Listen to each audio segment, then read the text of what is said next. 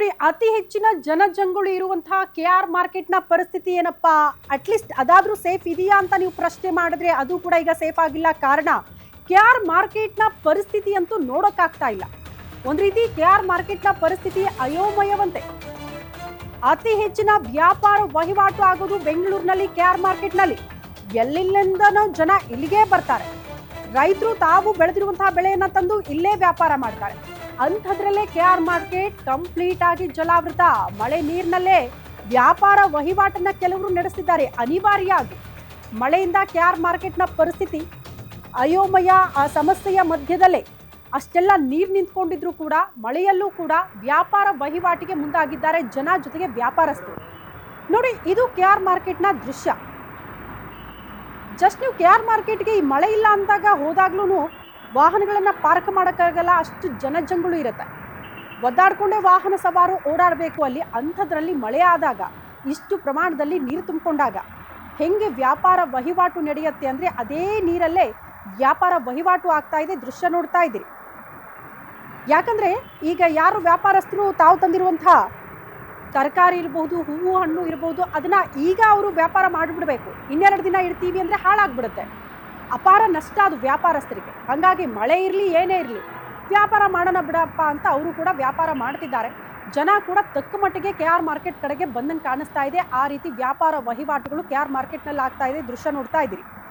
ಯಾಕೆ ಅತಿ ಹೆಚ್ಚಿನ ಸಂಖ್ಯೆಯಲ್ಲಿ KR ಮಾರ್ಕೆಟ್ನಲ್ಲಿ ಜನ ನೋಡೋದಕ್ಕೆ ಸಿಗ್ತಾರೆ ಅಂದರೆ, ನಾವು ವಾಸ ಮಾಡುವಂಥ ಏರಿಯಾದ ಮಾರ್ಕೆಟ್ಗಳಿಗಿಂತೂ ಸ್ವಲ್ಪ ಕಡಿಮೆ ರೇಟಿಗೆ ಎಲ್ಲವೂ ಕೂಡ ಸಿಗುತ್ತೆ.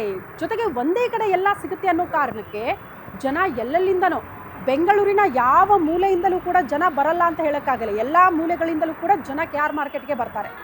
ಸ್ವಲ್ಪ ಕಡಿಮೆ ರೇಟಿಗೆ ಹೂವು ಹಣ್ಣು ತರಕಾರಿ ಎಲ್ಲ ಕೂಡ ಸಿಗುತ್ತೆ. ಒಂದೇ ಕಡೆ ಎಲ್ಲ ಸಿಕ್ಬಿಡುತ್ತಲ್ಲ ಅನ್ನೋ ಕಾರಣಕ್ಕೆ ನೀವು ಬೆಳಗ್ಗೆ 4:15 ಹೋದರೆ ಸಾಕು, KR ಮಾರ್ಕೆಟ್ನಲ್ಲಿ ಜೋರು ಈ ವ್ಯಾಪಾರ ವಹಿವಾಟು ಆಗುತ್ತೆ. ಬಟ್ ಈಗ ಮಳೆ ಆಗ್ತಾ ಇರೋದ್ರಿಂದ ಮಳೆಯನ್ನ ಕೂಡ ಲೆಕ್ಕಿಸದೆ ಕೆಲವರು ವ್ಯಾಪಾರ ವಹಿವಾಟಿಗೆ ಮುಂದಾಗಿರುವ ದೃಶ್ಯ ನೋಡ್ತಾ ಇದ್ದೀರಿ. ಬಟ್ ಒಂದು ಕಡೆ ವಾಹನ ಸವಾರ ಪರದಾಟ ಕೂಡ ಆಗ್ತಾ ಇದೆ. ಅದೇ KR ಮಾರ್ಕೆಟ್ನಲ್ಲಿ ದೃಶ್ಯ ನೋಡ್ತಾ ಇದ್ದೀರಿ.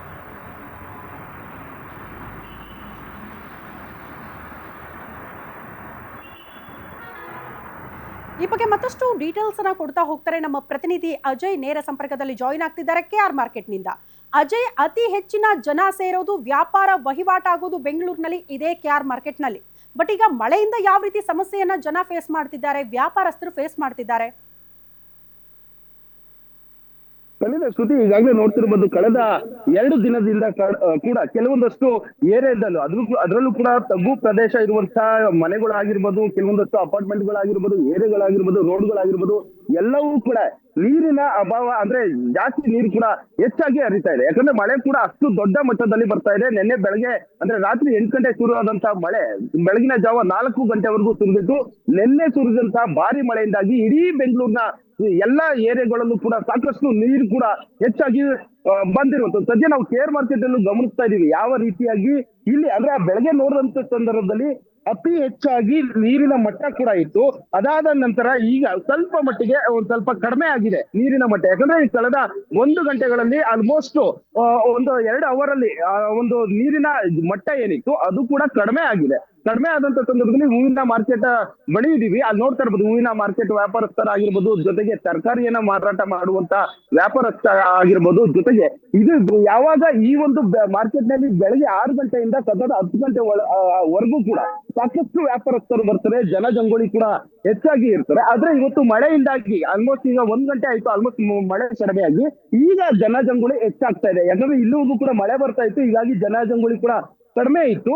ಇದೀಗ ಹೆಚ್ಚಿನ ಸಂಖ್ಯೆಯಲ್ಲಿ ವ್ಯಾಪಾರಸ್ಥರು ಅಂದ್ರೆ ಇಲ್ಲಿ ತೆಗೆದುಕೊಂಡು ವ್ಯಾಪಾರ ಮಾಡುವಂತ ಹೋಗುವಂತ ಜನರು ಕೂಡ ಸಾಕಷ್ಟು ಜನ ಬರ್ತಾರೆ. ಹೀಗಾಗಿ ಇಲ್ಲಿ ವ್ಯಾಪಾರಸ್ಥರು ಈಗ ಸ್ವಲ್ಪ ಚೇತರಿಕೆ ಕಾಣಿಸ್ಕೊಳ್ತಾ ಇದೆ. ಯಾಕಂದ್ರೆ ನೀರಿನ ಮಟ್ಟ ಕೂಡ ಸ್ವಲ್ಪ ಕಡಿಮೆ ಆಗಿದೆ. ಯಾಕಂದ್ರೆ ಬೆಳಗ್ಗೆ 6ರಿಂದ 7 ಗಂಟೆ ಸಂದರ್ಭದಲ್ಲಿ ಮಳೆ ಕೂಡ ಇದ್ದಂತ ಸಂದರ್ಭದಲ್ಲಿ ನೀರಿನ ಮಟ್ಟ ಕೂಡ ಸಾಕಷ್ಟು ಇತ್ತು. ಆಲ್ಮೋಸ್ಟ್ ಒಂದು 3 ಅಡಿವರೆಗೂ ಕೂಡ ರಸ್ತೆ ಜಲಾವೃತವಾಗಿತ್ತು.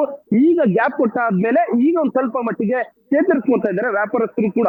ಇದರ ಬೆನ್ನಲ್ಲೇ ನೋಡಬಹುದು, ನಿನ್ನೆ ಸುರಿದಂತ ಒಂದೇ ಮಳೆಗಾಗಿ ಒಂದೇ ದಿನದಲ್ಲಿ 3 ಜನ ಸಾವನ್ನಪ್ಪಿದ್ರು. ಒಂದು ರಣಮಳೆಗಾಗಿ ಒಂದು ಮಹದೇವಪುರ ಪೊಲೀಸ್ ಠಾಣೆ ವ್ಯಾಪ್ತಿಯಲ್ಲಿರುವಂತಹ ಚಂದ್ರದಲ್ಲಿ 31 ವರ್ಷದ ಮಹಿಳೆ ಶಶಿಕಲಾ ಅಂತ ಹೇಳಿದ್ರು. ಅವರು ಕೂಡ ಒಂದು ಕಂಪನಿಯಲ್ಲಿ ಕೆಲಸ ಮಾಡುವಂತ ಸಂದರ್ಭದಲ್ಲಿ ಕಾಂಪೌಂಡ್ ಬಿದ್ದು ಸಾವನ್ನಪ್ಪಿದ್ರು. ಅದೇ ರೀತಿಯಾಗಿ ನಿನ್ನೆ ಸಂಜೆ 6 ಗಂಟೆಗೆ ನಿರಂತರವಾಗಿ ಮಳೆ ಬಿದ್ದಿತ್ತು. ಹೀಗಾಗಿ ಬೇಸ್ಮೆಂಟ್ ನಲ್ಲಿ ಇದ್ದಂತ ನೀರನ್ನ ಹೊರ ಹಾಕುವಂತ ಸಂದರ್ಭದಲ್ಲಿ ಪಂಪ್ ಅನ್ನ ಮಾಡುವಂತ ವೇಳೆ 9 ವರ್ಷದ ಬಾಲಕ ಸೇರಿದಂತೆ 60 ವರ್ಷದ ವೃದ್ಧ ಕೂಡ ಸಾವನ್ನಪ್ಪಿದ್ರು. ಅಂದ್ರೆ ಇಲ್ಲಿ ಒಂದು ದಿನಕ್ಕೆ ಒಟ್ಟು 3 ಜನ ಸಾವನ್ನಪ್ಪಿದ್ರೆ ಇಲ್ಲಿ ಇನ್ನೂ ಕೂಡ ಮಳೆರಾಯನ ಒಂದು ಅಟ್ಟಹಾಸ ಕೂಡ ಎಲ್ಲೋ ಒಂದ್ ಕಡೆ ನೋಡಿದ್ರೆ ಕಡಿಮೆ ಆಗಿದೆ. ಬಟ್ ಇನ್ನೂ ಕೂಡ ಅಷ್ಟು ಕಡಿಮೆ ಆಗೋದಕ್ಕೆ ಚಾನ್ಸ್ ಇಲ್ಲ ಅಂತ ಹೇಳಿ ಹವಾಮಾನ ಇಲಾಖೆ ಕೂಡ ಹೇಳ್ತಾ ಇದೆ. ಜೊತೆಗೆ ಅದು ಪ್ರಮುಖವಾಗಿ ಇಲ್ಲಿ ಮಳೆ ಅವಾಂತರದಿಂದ ಸೃಷ್ಟಿಯಾಗಿರುವಂತ ಒಂದು ತೊಂದರೆ ಏನಿದೆ ಅದರಿಂದ ಈಚೆ ಬರೋದಕ್ಕೆ ಜನರು ಕೂಡ ಸಾಕಷ್ಟು ಹರಸಾಹಸವನ್ನ ಪಡ್ತಾ ಇದ್ದಾರೆ, ಸಾಕಷ್ಟು ತೊಂದರೆಯನ್ನು ಕೂಡ ಅನುಭವಿಸ್ತಾ ಇದ್ದಾರೆ.